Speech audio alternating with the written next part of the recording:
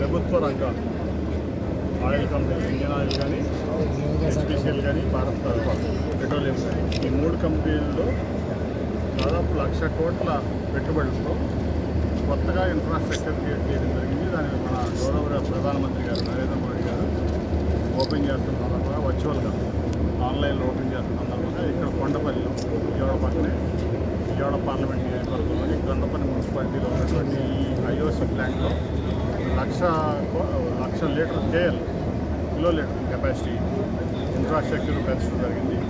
అట్లా Indian oil GM గారు వాళ్ళ టీం అంతా కూడా ఇవాళ రమ్మని వల్ల మేమంతా కూడా ఇక్కడ వచ్చి ఈ కార్యక్రమాన్ని అక్కడ మోడీ గారు వర్చువల్గా ప్రారంభించారు. ఇక్కడ మేమంతా కూడా పాల్గొనడం జరిగింది. ముఖ్యంగా ఇవాళ మన దేశంలో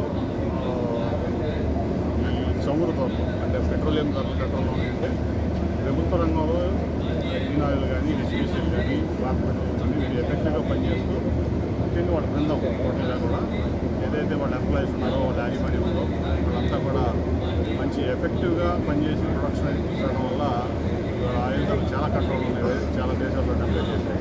దానికి ఐఓసి బృందాన్ని అలాగే మిగతా ఆయిల్ కంపెనీ బృందాలు కూడా అభినందిస్తూ ప్రత్యేకంగా జీఎం కూడా వాళ్ళ బృందాన్ని అభినందిస్తూ నా శుభాకాంక్షలు తెలియజేస్తాను. సో పొలిటికల్ జాయినింగ్స్ మీద ఏమైనా మాట్లాడదలుచుకున్నారా? ఈ రెడ్డి కూడా మాట్లాడారండి.